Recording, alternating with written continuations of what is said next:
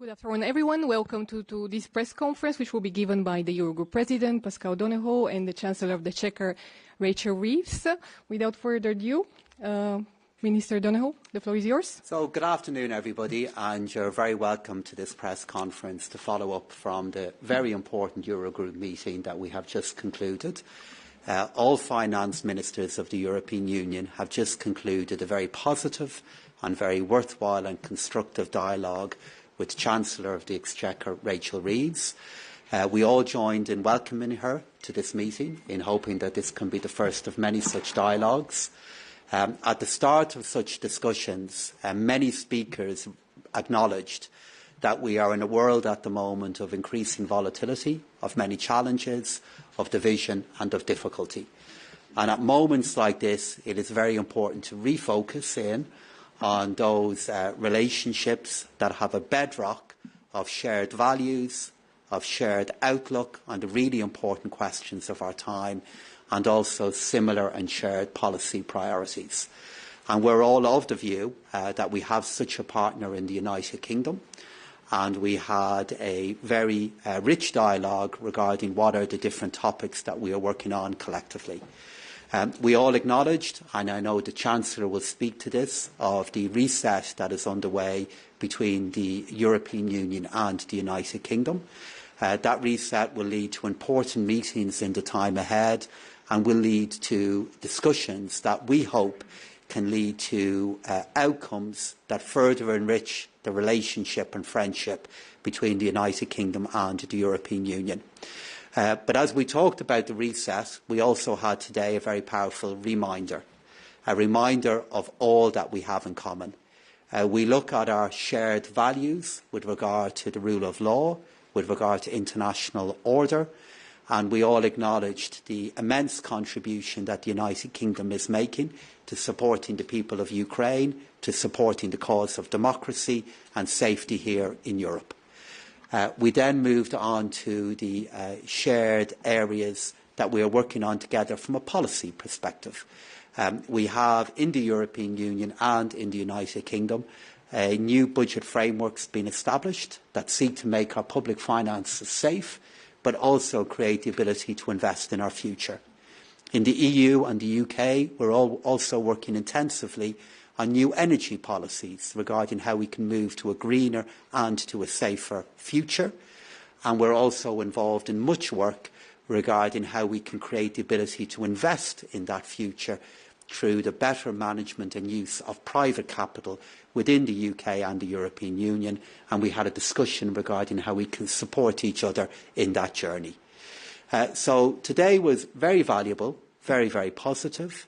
The real value in it was the dialogue, the real value in it was the welcome and the acknowledgement from all of us of the work that Chancellor Reeves and Prime Minister Starmer are now leading in the United Kingdom, and the desire that we have to work together to deliver a better future for the people of the European Union and the United Kingdom. So, Rachel, thank you very much for being in attendance today, for the contribution that you've made, and we look forward to this being one of a series of discussions that we'll have in the future. Well, thank you very much, Pascal, for the very warm welcome that you and Eurogroup colleagues gave me this afternoon. And can I take this opportunity as well to congratulate you on your re-election last week in Dublin. I came here today to begin the reset that the UK government want to see in terms of our relationship with the European Union. And today, in many ways, was a milestone moment because it is the first time that a UK Chancellor has addressed the Eurogroup since we left the European Union. And I was really pleased and overwhelmed, really, by the response that I had from finance ministers across the European Union who want to reset, rebuild the relationships between our countries, and to have a more business-like relationship between the European Union and the UK, no longer based on division and antagonism, but acting in our own national interests to build better trade and cooperation between our countries, but also to cooperate in crucial areas like defence and security, as we have over the last few years, on Ukraine. And together we reminded ourselves of the work that we've done collectively through the Extraordinary Revenue Acceleration Programme, through sanctions, for example, to make life harder for Russia and also to put the Ukraine in the best possible situation that we can collectively do.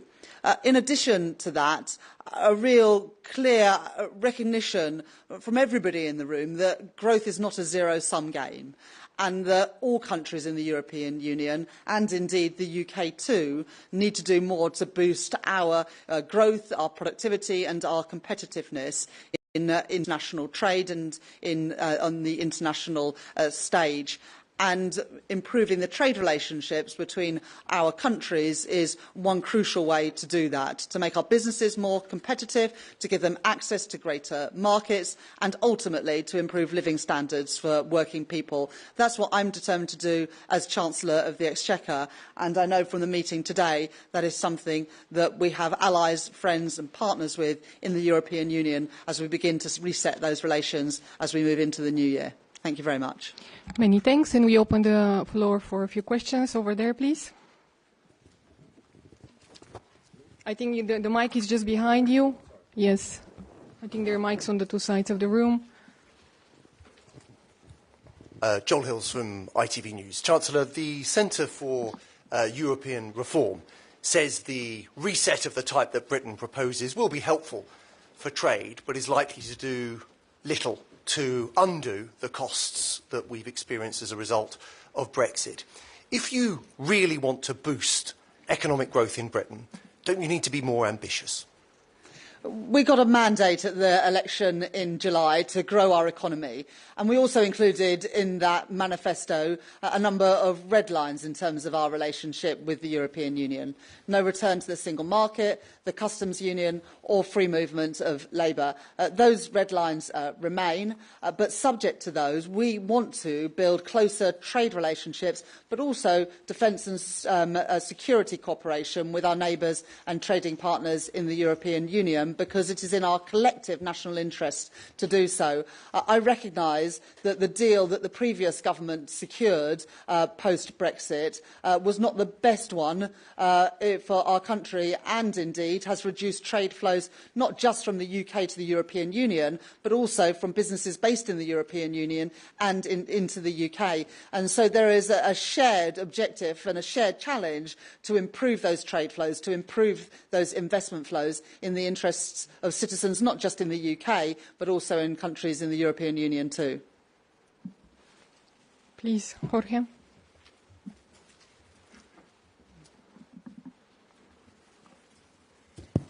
Jorge Valero with Bloomberg. Question for the Chancellor.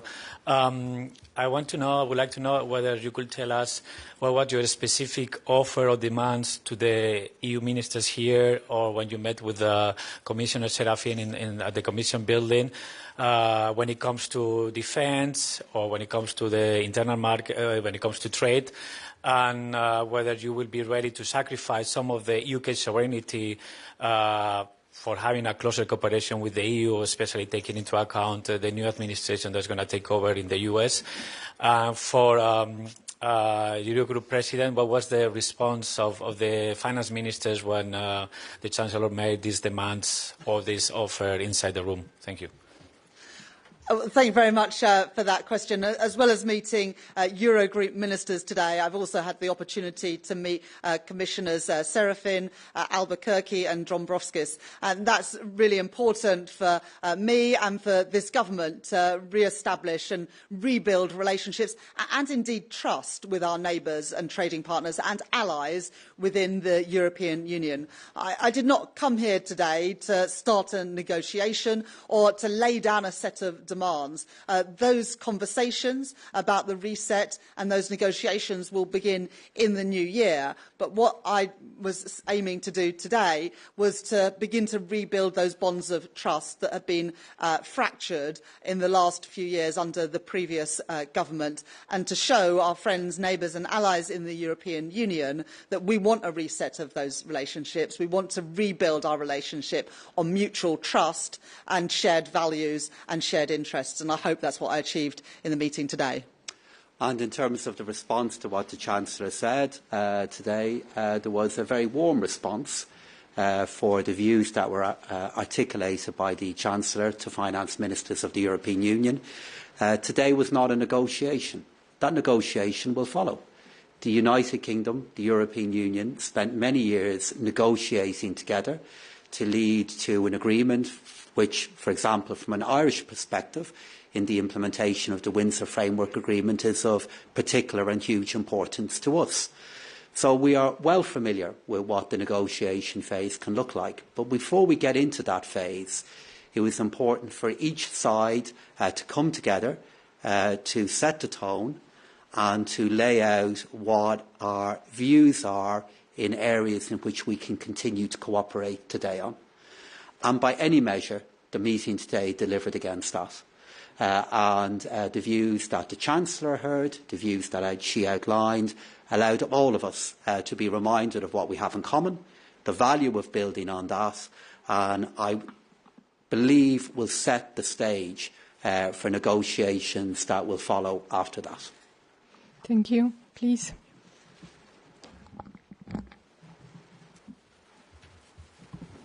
Hello, Faisal Islam, BBC News. Chancellor, you said that you wanted to reset and rebuild the relationship.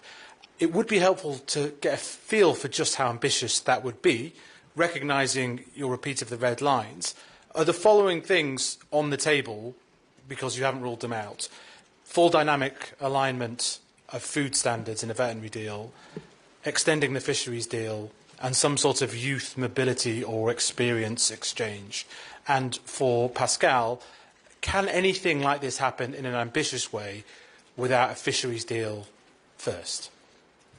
So the Eurogroup has many areas of competencies, but one of them, thank God, is not fisheries policy. And thank God we are blessed with colleagues elsewhere in the European Union, and I'm sure in the United Kingdom, for whom fisheries policies and many of the issues that you've covered off, they have a very deep expertise in.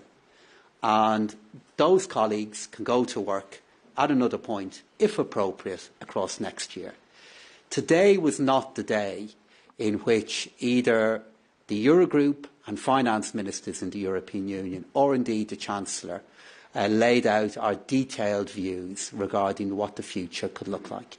Instead, what we had is, after many years, which at times were very difficult, we had the very symbolic and important value of having the Chancellor in the room with 27 finance ministers in the European Union, in which we were reminded of all we have in common. And we were reminded of our similar views of the big challenges facing the world. And that, in turn, I hope, can animate and set the tone for all of our other experts in negotiations in the year ahead, if they're appropriate. So the issue of fisheries, of youth mobility, all those other matters are for another day. Instead, what we had is an exchange of views and a reminder of what we have in common. As ever, I agree entirely with Pascal Donohoe. Today was not about starting a negotiation. Today was the preliminary work that is needed to rebuild trust and to build relations after a very fractious and antagonistic few years of relationships between the UK and the European Union. We want to draw a line under those relationships and turn a page to one of cooperation and recognising that there are so many areas where we want to and need to work together if we're going to improve living standards for our citizens and improve competitiveness of our economies. Many thanks. And one last question. Paula, maybe over there.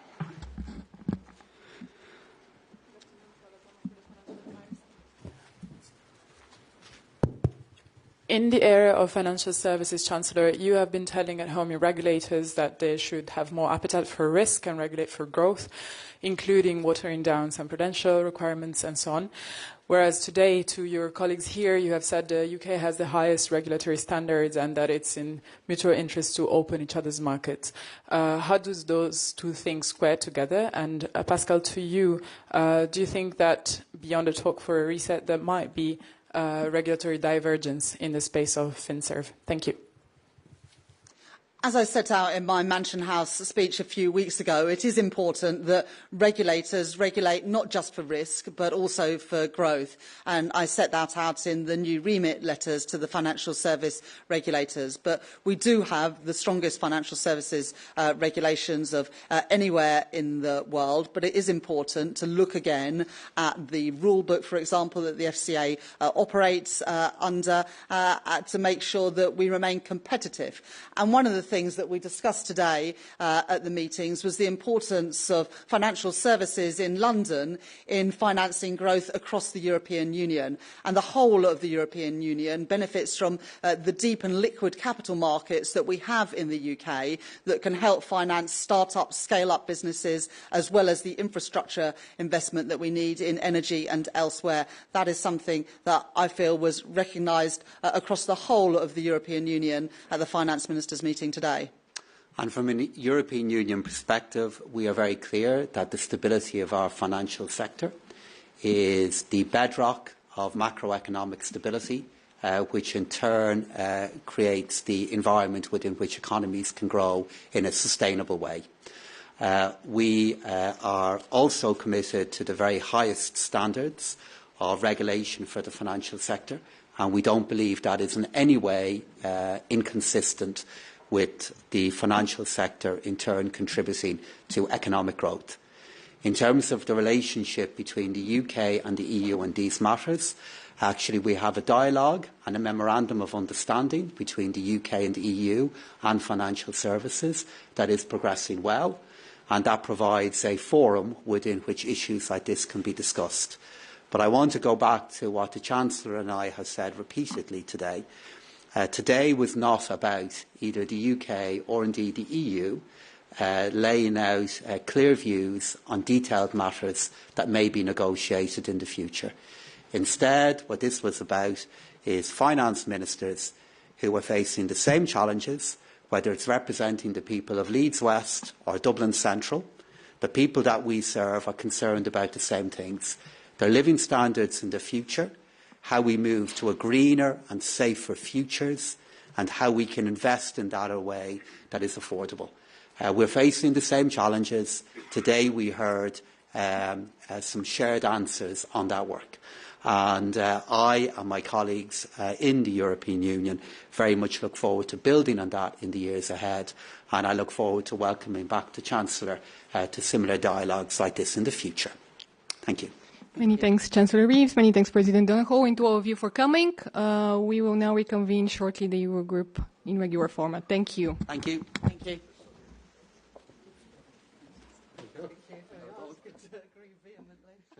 Always helps.